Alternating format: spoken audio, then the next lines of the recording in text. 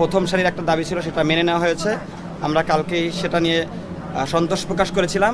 আমাদের বাকি যেই 5 দফা দাবি ছিল সেটা মেনে নেওয়ার জন্য আমরা নতুন করে গতভাবেই নেওয়া হয়েছে এবং এই বিষয়গুলো বিভিন্ন প্রক্রিয়া অনুসরণ করে মেনে নেওয়া হবে, সেটা আমাদেরকে আশ্বাস দেওয়া হয়েছে।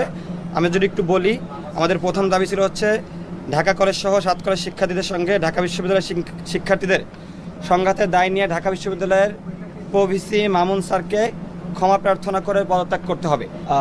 ঢাকা পদত্যাগের যে বিষয়টা, এটা ঢাকা বিশ্ববিদ্যালয়ের যে ভিসি স্যার আছে এবং সেখানকার যে প্রক্রিয়া, সেই প্রক্রিয়া অনুসরণ করে এই বিষয়টা আগানো হবে আলাপ আলোচনার মাধ্যমে। ওই দিন যে সকল শিক্ষার্থীরা জড়িত ছিল, ওইখানে উপস্থিত ছিল, তাদের সাথে আলাপ আলোচনার মাধ্যমে এই বিষয়টা আগানো হবে। 2 নম্বর দাবি ছিল আমাদের ঢাকা কলেজ শিক্ষার্থী রাকিবকে হত্যার উদ্দেশ্যে হামলাসহ ঢাকা কলেজের শিক্ষার্থীদের উপরে নিউ মার্কেট থানা পুলিশের যে আক্রমণ, সেটার বিরুদ্ধে বিভাগীয় তদন্ত করে ব্যবস্থা নেওয়ার যে বিষয়টা, সেখানে তদন্ত করার জন্য 3 দিন সময় নেওয়া হয়েছে। এই 3 দিনের মধ্যে যারা জড়িত তাদের বিরুদ্ধে কঠোর ব্যবস্থা নেবে বলে আমাদেরকে বলা হয়েছে। আমাদের 3 নম্বর দাবি যে ছিল, ওই দিন আমাদের নারী শিক্ষার্থীদের উপরে নারী শিক্ষার্থীদেরকে নিয়ে যে কুরুচিপূর্ণ মন্তব্য করা হয়েছিল। চতুর্থ যে দাবিটা, আমাদের অধিভুক্তি বাতিল, এটা গতকালকে হয়ে গিয়েছে, এটা নিয়ে আমরা কিছু বলতে চাচ্ছি না। আমাদের 5ম যেই দাবিটা ছিল, যে এই সামগ্রিক বিষয়টা মিটমাট করার জন্য শিক্ষার্থী উপদেষ্টা নাহিদ ইসলাম সহ যাদের সাথে বসার যে বিষয়টা, সেটা আজকেই বসা হলো, এটাও মেনে নেওয়া হয়েছে। 6ষ্ঠ যে দাবিটা, ঢাকা বিশ্ববিদ্যালয় সংশ্লিষ্ট এরিয়ায় ঢাকা বিশ্ববিদ্যালয়ের বাহিরে যে সাধারণ শিক্ষার্থীরা আছে এবং সাধারণ জনমানুষ আছে, তাদেরকে যে এতদিন ঢুকতে দেওয়া হইতো না, এই বিষয়টা আমরা বলেছিলাম যে এখন থেকে সিটি কর্পোরেশনের রাস্তা সবার জন্য উন্মুক্ত করে দেওয়া হবে। আমাদেরকে জানানো হয়েছে যে এটা ইতিমধ্যে সবার জন্য উন্মুক্ত করে দেওয়া হয়েছে। মোটামুটি আমাদের সব দাবিগুলোর বিষয়ে অত্যন্ত পজিটিভ এবং যেগুলো তাৎক্ষণিক মানে পূরণ করা, সেগুলো পূরণ করা হয়েছে। এখন আমরা হচ্ছে যে বলেছিলাম যে 24 ঘন্টা পরে আমরা 7 কলেজের সামনের থেকে ঢাকা বিশ্ববিদ্যালয়ের বাস সহ অন্যান্য বাস যে চলতে দিব না সহ যে কর্মসূচি এবং নিউ মার্কেট থানা ঘেরাও যে কর্মসূচি দিয়েছিলাম, সেই কর্মসূচি আমরা প্রত্যাহার করে নিলাম। আমরা এর আগে লক্ষ্য করেছি, যখন বিশ্ববিদ্যালয়ে কোনো সংঘর্ষ হয়, হামলা হয়, এর আগে একটা রাজনৈতিক সংগঠন ছিল যেটা নিষিদ্ধ, তার দিকে অভিযোগ ছিল। এবার কি স্পেসিফিক ভাবে বলবেন শিক্ষার্থীদের কুরুচিপূর্ণ মন্তব্য এবং এই হামলা আসলে কারা করেছে? আচ্ছা, এটা যদি বলি, আমরা এখানে বিভিন্ন দলের বিভিন্ন মানুষের ইনভলভমেন্ট থাকতে পারে এবং পুরো বিষয়টার জন্য আমি ঢাকা বিশ্ববিদ্যালয়ের যে প্রভিসি স্যার আছেন তাকে দায়ী করব। সে যদি শুরুতেই এই ক্ষমাটা চাইতো বা উদ্যোগ নিত, তাহলে এত বড় ধরনের ঘটনা ঘটতো না। এটার জন্য সম্পূর্ণ দায়ী ঢাকা বিশ্ববিদ্যালয়ের প্রভিসি মামুন আহমেদের।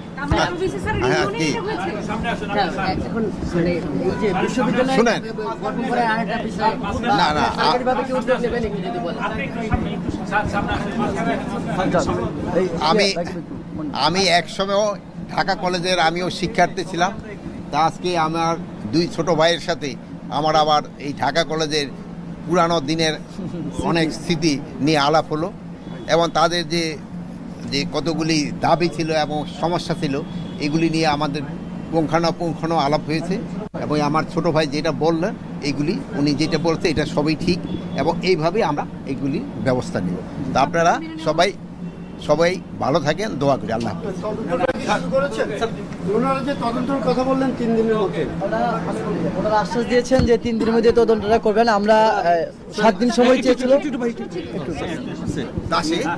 বিষয় বলছি, ওনারা আমাদের কাছে 7 দিন সময়, 3 দিন একটু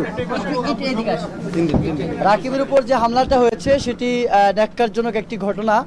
এটা আমরা এবং বাকিদের উপর এটা আমরা কখনোই মেনে নিইনি এবং আমাদের ব্যাপারে খুব স্ট্যান্ড ছিল যে এই রাকিবের সাথে যেটি ঘটেছে সে ব্যাপারে প্রশাসনের পুরোপুরি দায়ী। এটা ইন্টেনশনালি হোক অথবা আনইনটেনশনালি হোক, যেভাবেই হোক, রাকিবের উপর যেটা হামলা হয়েছে এটা খুবই ন্যাক্কারজনক এবং আমাদের কাছে খুবই এবং অপ্রত্যাশিত। তো সে কারণে আমরা বলেছিলাম যে এদের ব্যাপারে বিশেষ করে এখানে নিউ মার্কেট থানার ওসি এবং এসির নাম কিন্তু এই দাবিতে সংযুক্ত করা হয়েছিল। তো সেই জায়গা থেকে তারা আমাদের কাছে 7 দিন সময় চেয়েছিল। আমরা বলছি না, 7 দিন সময় দেওয়া সম্ভব না, তাহলে উদ্ভূত পরিস্থিতি এই মুহূর্তে নিয়ন্ত্রণ করা সম্ভব হবে না। সে কারণে আমরা বলেছি যে এটাকে আরও কমিয়ে এনে যদি 24 ঘন্টার মধ্যে করা যায় তাহলে সবচেয়ে ভালো। পরে তারা বলছে যে না, একটি তদন্তের ব্যাপার, তদন্তে তো দ্রুতই সম্ভব হয় না, তো সে কারণে তারা আমাদের কাছ থেকে 3 দিনের সময় নিয়েছেন। আমরা 3 দিনের সময় তাদেরকে আমরা 3 দিনের সময় দিয়েছি। আশা করি এই 3 দিনের মধ্যে থেকে রাকিবের ব্যাপারে যে হামলাটা কি হবে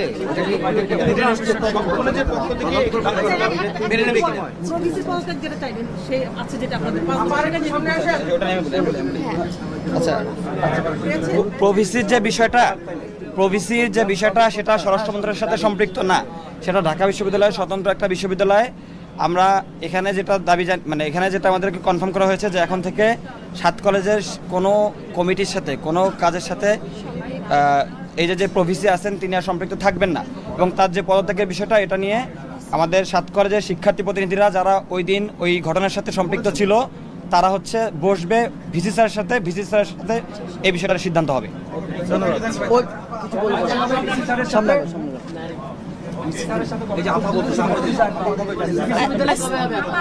আসসালামু আলাইকুম, সাদিয়া ফ্রিনমো, ইডেন মহিলা কলেজ।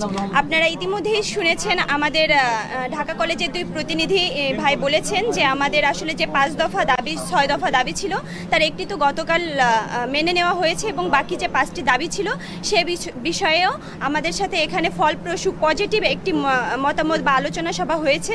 আমরা আশা করছি তার পজিটিভ সিদ্ধান্তই আসবে।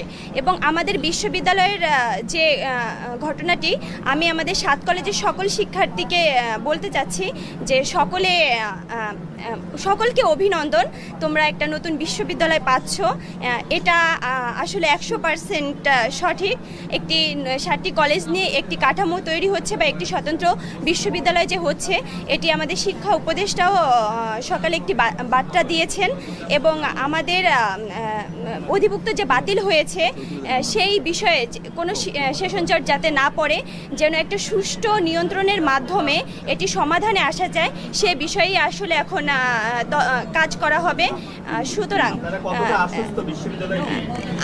আমরা শতভাগ আশ্বস্ত, কারণ আশ্বস্ত না হওয়ার কোনো কারণই নেই, যেহেতু রাষ্ট্রের সর্বোচ্চ পজিশনের ব্যক্তিবর্গ আসলে আমাদের আশ্বাস দিয়েছেন এবং তারা নিজেরাই এটার সাথে সম্পৃক্ত এবং তারা নিজেরাই কাজ করছেন। সুতরাং সেখানে আমাদের আসলে হতাশ হওয়ার কোনো জায়গাই নেই। যে আশ্বাসগুলো পেয়ে গেলেন এগুলো তো সবগুলো তার বাস্তবায়ন, যদি বাস্তবায়ন না হয় তখন কি আপনারা আবার পুনরায় করবেন না কি করবেন? আচ্ছা, এটা আসলে তখন এই সিদ্ধান্তটা নেওয়া যাবে যে তখন কি হয়। আসলে আমরা তো আশাবাদী যে আমরা যে দাবিগুলো করেছি শতভাগ যতটুকু আসলে রাষ্ট্রের পক্ষে সম্ভব এই মুহূর্তে সমাধান করা ততটুকু সমাধান হবে। যদি না হয় সেই ক্ষেত্রে আমরা রাষ্ট্রের স্টেক হোল্ডার যারা থাকবেন তাদের সাথে বসে আসলে কি করা যায় সেটা সিদ্ধান্ত তখন আসবে। ধন্যবাদ।